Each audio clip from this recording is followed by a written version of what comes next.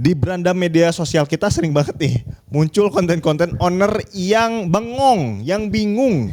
Setelah ngotak-ngotik hitung-hitungan bulan ini untung nggak ya gitu. Dan banyak yang ekspresinya tuh kayak bengong, kayak bingung gitu. Ya yang terakhir itu nangis. Nah ini gimana Jis? Kalau bisnis kemudian ownernya kayak nggak dapat untung misalkan kayak gitu ya. Nah ini gimana? Kok bisa ceritanya jadi seperti itu?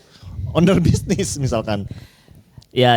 Jadi konten-konten yang muncul itu menunjukin ownernya itu nggak kebagian profitnya.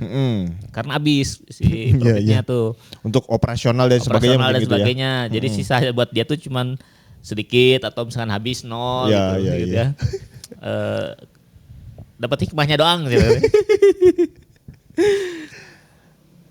Nah, yang kayak gini itu disebabkan karena laporan keuangannya nggak dipantau. Oke. Nggak dipantau. Jadi ngecek laporan keuangan tuh cuma akhir bulan aja. Oke. Salah satu kesalahan fatalnya ada di pengecekan laporan keuangan. Ya, jadi laporan keuangan itu kan misalkan ada transaksi, harusnya langsung dicatat tuh.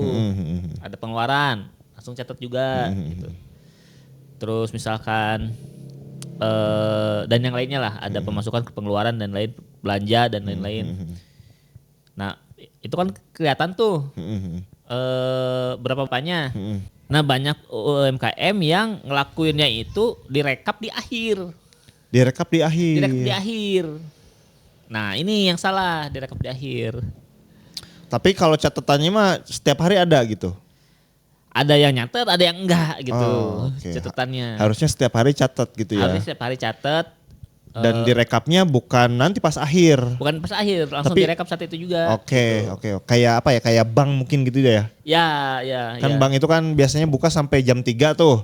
Karena jam 3 ke sana ya mereka merekap dan mencatat keseluruhan gitu ya. Keseluruhan benar. Hari itu gitu ya. Benar.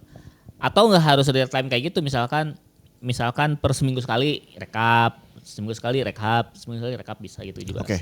Idealnya satu hari satu kali rekap. Ya, langsung.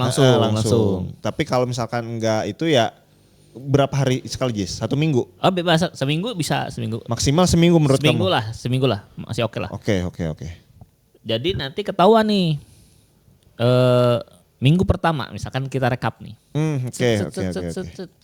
Wah, pemasukan sedikit nih gitu. Harusnya di minggu pertama misalkan saya udah ngejual 100 barang, ini kok cuman baru 10 barang, kan gitu. Sehingga kita antisipasi gitu. Iya. Oh berarti minggu depan saya harus promo, gitu kan. Harus diskon misalkan.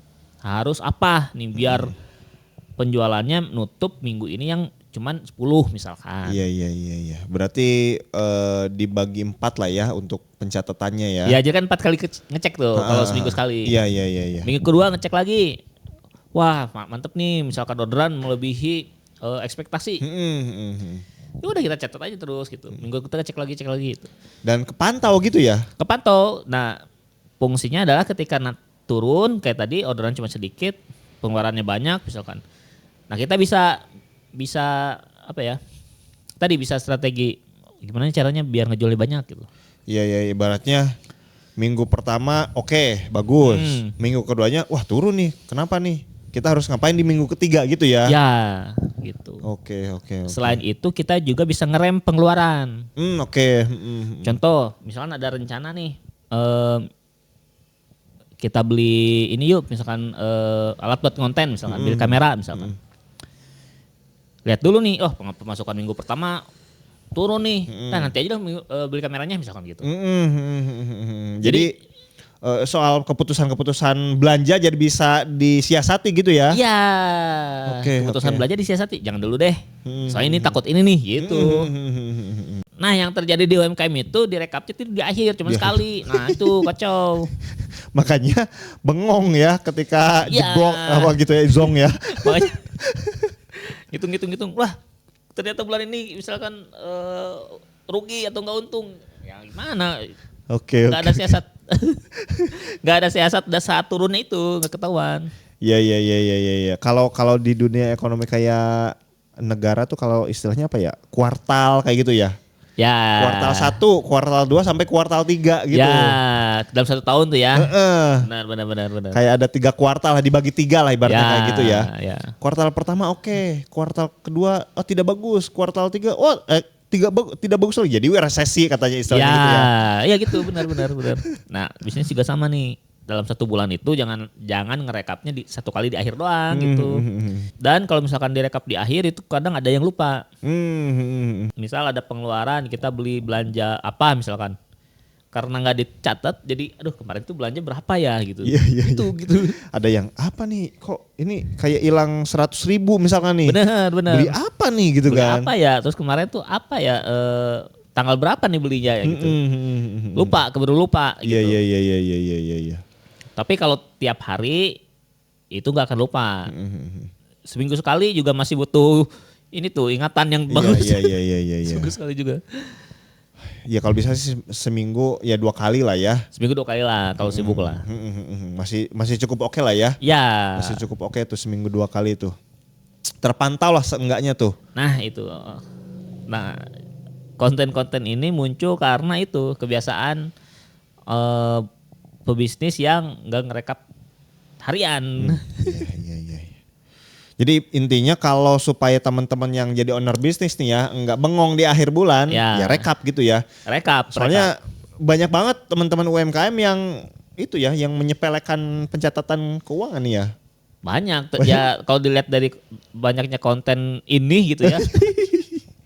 Kayaknya sih banyak sih kayaknya. Oke. Oke, kalau misalkan nih teman-teman nih Jis mau melakukan pencatatan rekap nih. Dan ternyata dia ada anggaran buat belanja daftar merek misalkan. Nah, buat teman-teman yang mau daftar merek bisa melalui Kebun juga tuh. Karena Kebun melayani jasa daftar merek resmi ke DJKI. Silahkan hubungi nomor yang tertera di layar aja. Kita udah meluluskan, udah ratusan merek yang kita lulusin ya. Dan buat teman-teman yang mau order silahkan WA aja langsung ke nomor yang tertera di bawah. Selain itu, buat menggenjot biar orderannya banyak, nah desainnya juga harus bagus. Jangan sampai nanti bengong lagi di akhir bulan ya. Misalkan, minggu pertama turun nih, kayaknya kita harus upgrade desain, gitu kan. Iya. Upgrade desain, misal biar bagus, misalkan. Nah bisa buat teman-teman yang mau bikin desain logo, desain kemasan produk, dan lain-lain bisa order ke WA yang sama yang tadi ya. Iya, gitu ya, gampang ya teman-teman ya. Oke, mudah-mudahan bermanfaat. Kalau suka dengan video ini silahkan di like, di komen, juga di subscribe, serta di share kayak gitu ya. Oke, thank you, sampai jumpa di video kita selanjutnya. Bye-bye.